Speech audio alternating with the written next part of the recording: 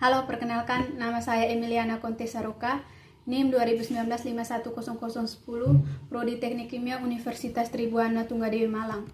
Kali ini saya akan mempresentasikan 4 materi pembahasan. Yang pertama elektrokimia, yang kedua adsorbsif, yang ketiga permukaan dan antarmuka, yang keempat koloid. Kita masuk pada pembahasan materi pertama, yaitu elektrokimia. Elektrokimia adalah ilmu yang mempelajari hubungan antara reaksi kimia dan energi listrik atau sebaliknya. Ada 2 macam elektrokimia.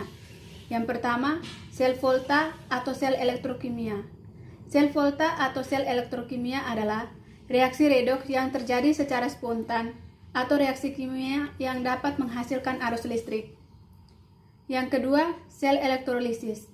Sel elektrolisis adalah arus listrik yang dialirkan ke dalamnya menimbulkan reaksi redoks atau kimia. A. Sel volta atau sel elektrokimia.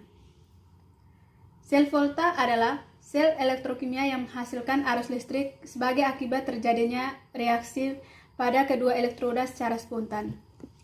Contoh reaksi spontan adalah reaksi antara logam seng dan larutan tembaga 2 sulfat.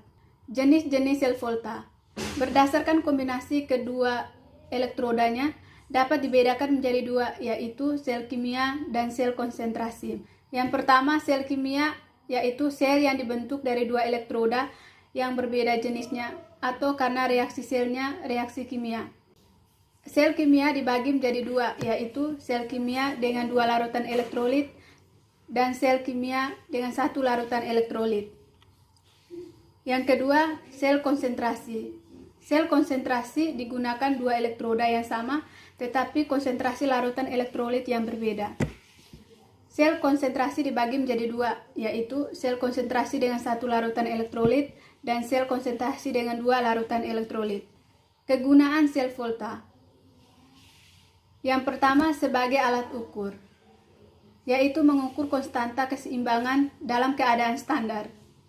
Yang kedua, sebagai sumber arus atau penerangan dan penggerak motor. Sebagai sumber arus dibagi menjadi 2, yaitu sel primer dan sel sekuler. Sel primer bersifat irreversibel atau keadaan yang tidak bisa kembali ke semula. Zat-zat yang mengalami perubahan reaksi tidak dapat dikembalikan lagi. Contoh seperti sel kering dan batu baterai. Yang kedua, sel sekuler. Sel sekuler bersifat reversibel, artinya setelah menghasilkan listrik atau reaksi redoks berlangsung, dapat dikembalikan seperti semula dengan mengalirkan listrik arus searah dari sumber lain ke dalam sel. Contohnya, sel timbal. B. Elektrolisis. Pada sel elektrolisis, arus listrik dari sumber di luar sel dialirkan ke dalam larutan di dalam sel. Ion-ion positif atau kation bermigrasi ke elektroda negatif dan ion-ion negatif atau anion bermigrasi ke elektroda positif. Elektroda yang digunakan dapat bersifat elektroaktif atau lamban. Contoh elektroda yang elektroaktif adalah Cu dan Ag, mudah teroksidasi dan sering ambil bagian dalam proses anoda. Sedangkan elektroda lamban misalnya grafit dan platina, praktis tidak bereaksi kecuali pada proses-proses tertentu. Penggunaan elektrolisis. Elektrolisis adalah proses penting dalam industri.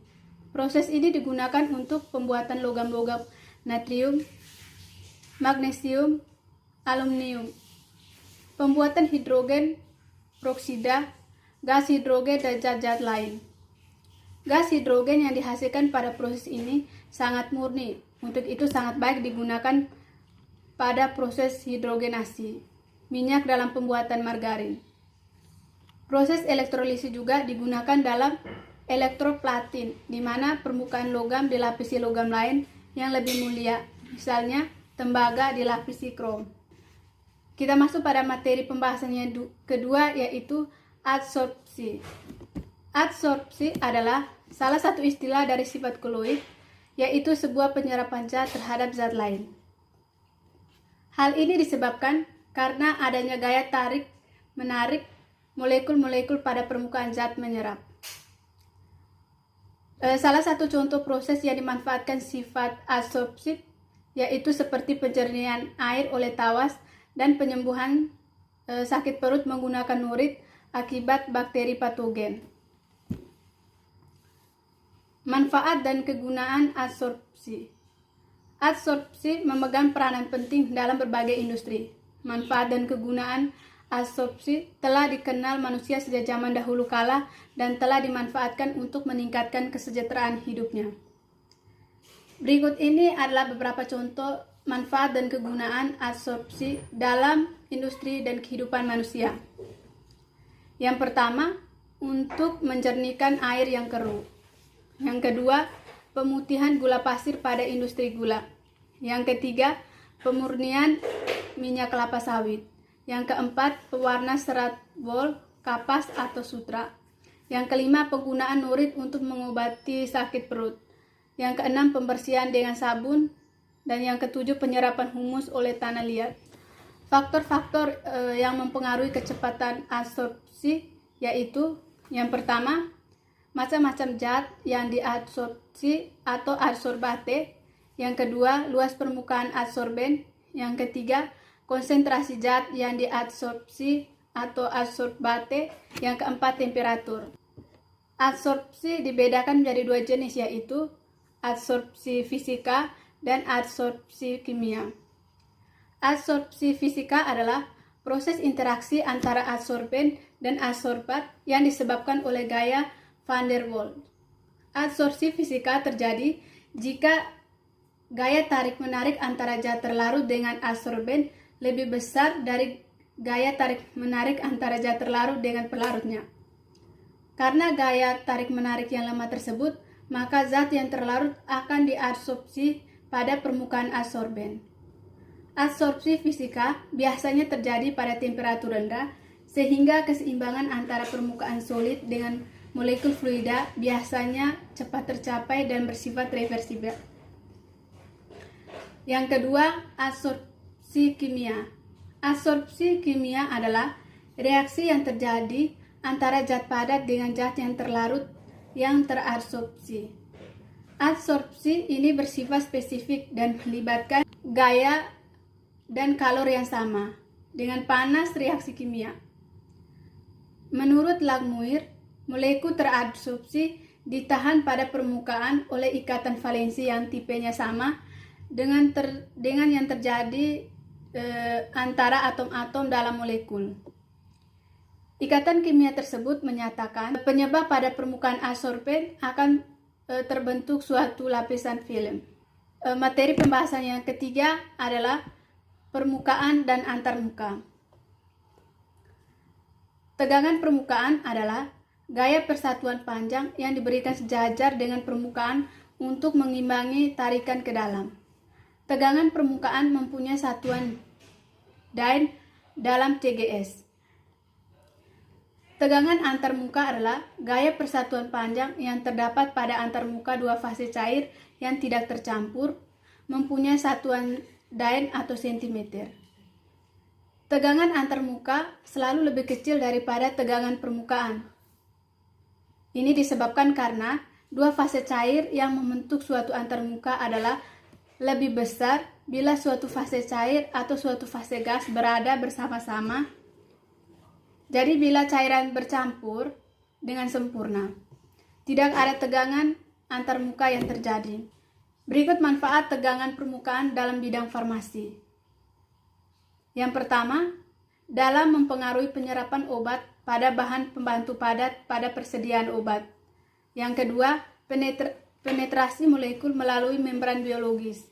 Yang ketiga, pembentukan dan kestabilan emulsi dan dispersi partikel tidak larut dalam media cair untuk membentuk persediaan suspensi. Faktor-faktor yang mempengaruhi tegangan permukaan adalah yang pertama, jenis cairan, 2. Suhu, 3. Adanya zat terlarut, 4. Surfaktan, 5. Konsentrasi zat terlarut.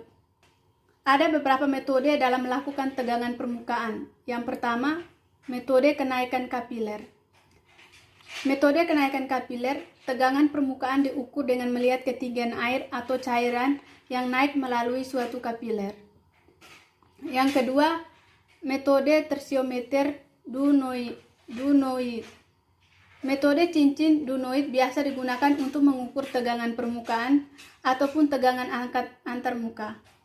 Prinsip dari alat ini adalah gaya yang diperlukan untuk melepaskan suatu cincin platinan iridium yang diperlukan sebanding dengan tegangan permukaan atau tegangan antar muka dari cairan tersebut. Penerapan tegangan permukaan dalam kehidupan sehari-hari antara lain sebagai berikut. Yang pertama, sabun cuci piring sengaja dibuat untuk mengurangi tegangan permukaan air sehingga dapat meningkatkan kemampuan air untuk membersihkan kotoran yang melekat pada pakaian. Yang kedua, pakaian dengan air hangat atau air panas lebih bersih karena dengan suhu yang tinggi. Tegangan permukaan akan semakin kecil dan kemampuan air untuk membasahi pakaian yang kotor lebih meningkat lagi.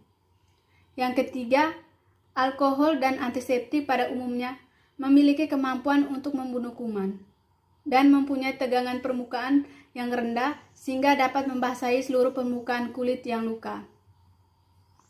Yang keempat, gelembung yang dihasilkan oleh air sabun merupakan salah satu contoh adanya tegangan permukaan. Yang keempat, materi pembahasan koloid. Koloid adalah suatu campuran zat heterogen atau dua fase antara dua zat atau lebih, di mana partikel-partikel zat yang berukuran koloid atau fase terdispersi atau yang dipecah, tersebar secara merata di dalam zat lain atau medium pendispersi atau pemecah. Ciri-cirinya sebagai berikut. Yang pertama, terdiri dari dua fase, yang kedua keruh, yang ketiga antara homogen dengan heterogen, yang keempat diameter partikel yaitu 1 nanometer sampai dengan 100 nanometer. Yang kelima, tidak dapat disaring dengan penyaring biasa melainkan dengan penyaring ultra. Yang keenam, tidak memisahkan jika didiamkan. Contohnya susu, agar-agar, tinta, sampo, dan lain-lain. Yang berikut jenis-jenis koloid. Jenis-jenis koloid dibagi menjadi 3, yaitu yang pertama, sol. Sol fase terdispersinya zat padat dibedakan menjadi yang pertama sol padat. Sol padat medium pendispersi zat padat. Contohnya gelas berwarna dan intan hitam. Yang kedua, sol atau gel, yaitu medium pendispersi zat cair. Contohnya sol emas, sol belerang, dan tinta cat. Yang ketiga, aerosol. Aerosol medium pendispersi gas, contohnya asap dan debu di udara. Yang kedua, emulsi. Fase terdispersinya zat cair dibedakan menjadi emulsi padat, medium pendispersi zat padat, contohnya jeli, mutiara, dan lain-lain. Yang kedua, emulsi medium. Emulsi medium pendispersi zat cair, contohnya susu, santan, minyak ikan. Yang berikut aerosol cair. Aerosol cair yaitu medium pendispersi gas, contohnya kabut. Yang ketiga, busa atau buih. Busa atau buih fase terdispersi gas dibedakan menjadi buih medium pendispersi zat cair, contohnya buih sabun dan krim kocok. Yang kedua, padat, yaitu medium pendispersi zat padat, contohnya batu apung dan karet busa. Sekian dan terima kasih. Semoga presentasi saya bermanfaat untuk kita semua. Terima kasih.